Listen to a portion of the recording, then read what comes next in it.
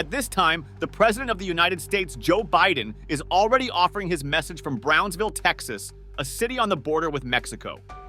We hear it. There are families looking for help, so we are with everyone on the side of all those affected by these forest fires. We will help recovery. Now, returning to the purpose of my visit, I want to thank Congress for its determination. Prepare to enter a world where power and danger collide, mixing in a volatile haze where every step you take is a risky gamble. Today, I will take you on a journey through some of the most intense and passionate stories you have ever heard. Together, we will explore the violent encounter between President Biden and Mencho, the notorious leader of the Jalisco New Generation Cartel, on the already unstable border between the United States and Mexico. This series of events will leave you amazed and questioning the legitimacy of the government in this lawless environment. If you thought the situation at the US-Mexico border couldn't get any more chaotic, think again, my friends. Now, we are witnessing the explosive reaction of Mencho, the ruthless mastermind who runs the Jalisco New Generation Cartel, to President Biden's recent visit to the southern border. El Mencho is not someone who represses his words, and he is not afraid to use threats to establish his cartel's dominance over these territories. This whole situation stems from Biden's trip just a few days ago to El Paso and other border areas of Texas. It was supposed to be a chance for the president to see the immigration crisis firsthand and talk about border security policies. Pretty standard presidential stop, right? The rapid rise of the Jalisco cartel and the meteoric rise of its leader, from a relatively unknown notorious drug trafficker, continues the criminal evolution observed in other groups in Mexico. Nemesio Oseguera Cervantes, alias El Mencho, roasted at the forefront of the transformation of the Jalisco New Generation Cartel. Jalisco state officials told BBC Mundo that El Mencho is now the government's main enemy, and someone authorities consider extremely dangerous. A former municipal police officer in the state of Jalisco, Mencho has become a skilled strategist who has been able to adapt to the CJNG to take advantage of changes in drug consumption, initially producing methamphetamine and then moving on to heroin production, according to a risk consultant, interviewed by BBC Mundo. The CJNG, previously a relatively unknown group, rose to prominence in April with a daring attack on the security force, which resulted in the deaths of 15 police officers. Since then, the group has continued its attacks, shooting down a military helicopter on May 1st and spreading terror throughout the state of Jalisco. In response, the Mexican government has mobilized security forces as part of Operation Jalisco, aimed at dismantling the Ad Benedizo group. As BBC Mundo points out, in 5 years, the CJNG has gone from being a muscle hired by the Sinaloa cartel to becoming one of the dominant criminal organizations in Mexico. According to Mexico's Attorney General's office, the CJNG now has a presence in at least 8 states and has become a major player in drug trafficking. Instant crime. The rapid rise of the CJNG and Mencho, who just a few months ago were considered minor players in Mexico's criminal amphitheater, can be explained by several factors. One of these is the CJNG's aggressive tactics and sensational acts of violence in recent weeks, which have demonstrated the group's strength and raised its profile, making international headlines. However, the extent of the CJNG's international drug contacts and its ability to corrupt state institutions remains unclear, and the extent of the cartel's influence may not yet match its capacity for violence. Another factor is the capture or death of several of the main Mexican drug traffickers, which stands in the way for relatively unknown groups and figures to increase in importance and visibility. The CJNG has its roots in the Mencho cartel and began as contract muscle for the Sinaloa cartel before breaking off on its own into the Mencho barracks, suffering internal divisions and fragmenting. This evolution has been seen before with other Mexican groups such as the Zetas, originally founded as the armed wing of the Gulf Cartel. The Zetas struck out on their own after the capture of a former Gulf Cartel leader, similarly gaining notoriety with their brutal and confrontational tactics. Now we know about Joe Biden, the president. From 1973 to 2009, Biden was a distinguished member of the Senate and became a leading foreign policy expert. He chaired the Foreign Relations Committee and advocated for strategic arms limitation with the Soviet Union, peace and stability in the Balkans, NATO expansion, and opposition to the First Gulf War. Biden also called for American action to end the genocide in Darfur and opposed President George Bush's handling of the Iraq War. Most notably, the 2007 troop surge. Biden was also an advisor for tougher crime laws, including a tough grilling of Supreme Court nominee Robert Barr in 1987 and the Violent Crime Control Act in law enforcement in 1994, which added 10,000 police officers and increased penalties for various crimes. In 1987, Joe Biden, a prominent Democratic legislator in Washington, decided to run for the presidency of the United States. However, his campaign failed to generate much traction due to accusations of plagiarism and severe headaches during the campaign. In 1988, he suffered 2 fatal aneurysms that were life-threatening, causing blood clots in his lungs and requiring another surgery. Biden returned to the Senate after surviving a 7-month recovery period. In 2007, 20 years after his first failed presidential bid, Biden decided to run again for the presidency of the United States. Despite his years of experience in the Senate, Biden's campaign failed to build traction in a field dominated by fellow Senators Hillary Clinton and Barack Obama. After receiving less than 1% of the vote in Iowa's caucus cities, Obama clinched the Democratic nomination after a tight race against Clinton and selected Biden as his running mate.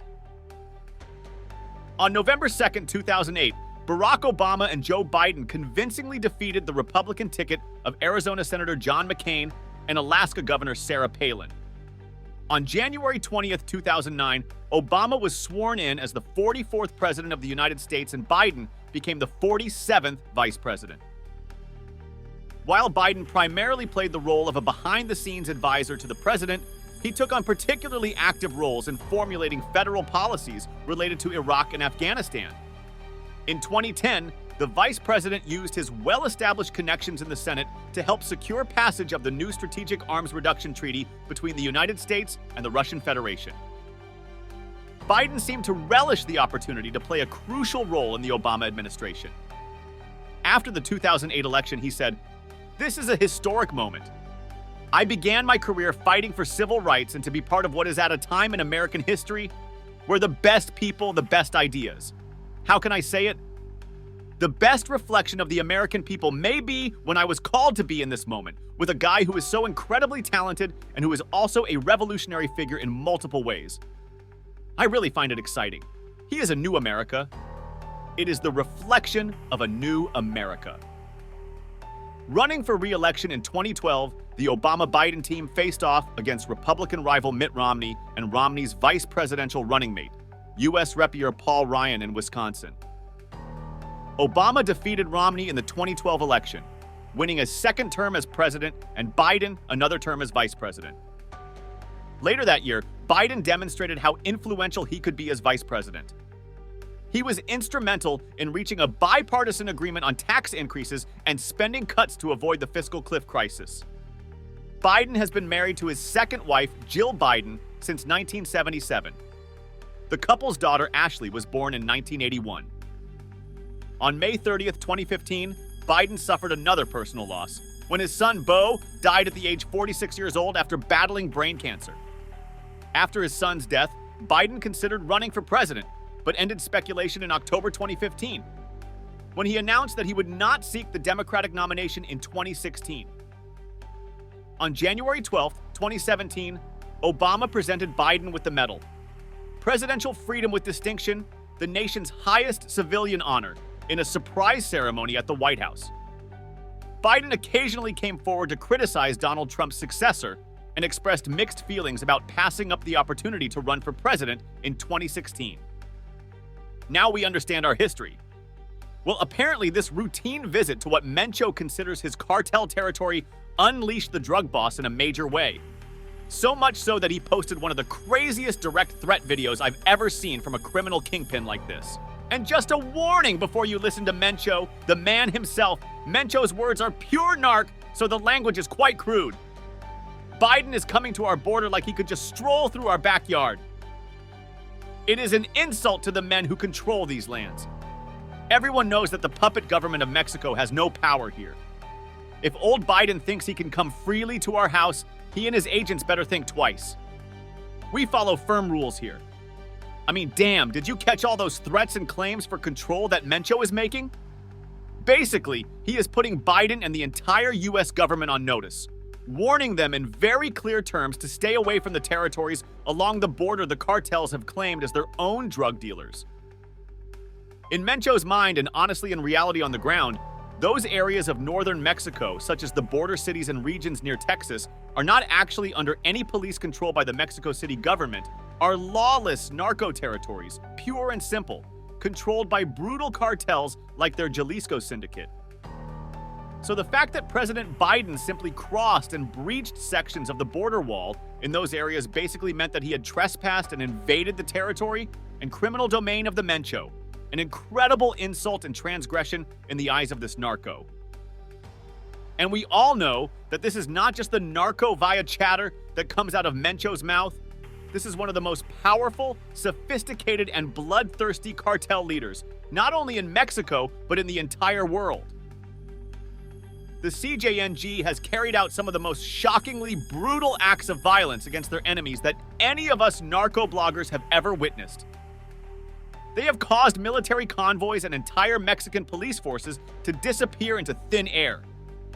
These are the guys who are behind taking down entire government security forces through high-impact coordinated attacks and advanced combat tactics. They will send armored narco attackers and destroy entire cities, and that means taking over their rivals' territories. They have hung mutilated bodies from bridges in a grotesquely sadistic manner, as a warning not to cross them or their business interests. When Mencho says, "Here, we follow different rules," he is not lying or exaggerating at all. So you can clearly see why his fierce words threatening Biden himself, along with any American police or military person, should be taken absolutely seriously as a legitimate narco missile aimed directly at the United States. In the world of cartels, your word and your reputation are everything. If Mencho is risking the name of the CJNG, he is such an open threat and challenge to gringos like Biden, who carries out operations in the squares controlled by him. You can bet that they have every intention of supporting him. Aspiring local abanarcos speaking tough, we are talking about the leader of one of the most powerful criminal forces in the entire hemisphere. That's why I don't think Biden and his team really understood how incendiary and respectful a simple presidential photo-taking visit to the border would be, at least in his eyes. From Mencho's perspective, Biden's tour of his drug territory was a direct invasion by U.S. authority. No different than if they were trying to take federal agents directly to the heart of the CJNG's methamphetamine super laboratories in Jalisco. It is a huge violation of his sovereignty and absolutely unacceptable.